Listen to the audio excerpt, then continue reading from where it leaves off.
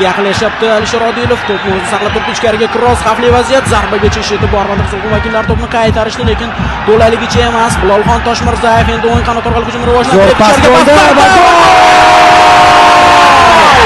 boshladi Farg'ona, boshladi Neftchi.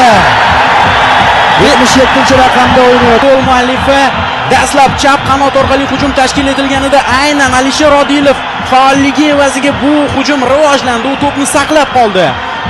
Ko'proq qanotda o'ynaydigan futbolchi golga aylantirishi bu Marcelo Bielsani ham ko'zini quvnatadigan holat. Mana bu uzatmaga qarang, o'lchab, chizib, nimadan sirkullari bilan to'g'rilab amalga oshirib berdi va eng yaxshi tomosha qilgan futbolchi bu yerda Ilhomjon Vahobov bo'ldi. 4-raqam. Uning oldidan to'p ko'z o'ngidan o'tib ketdi.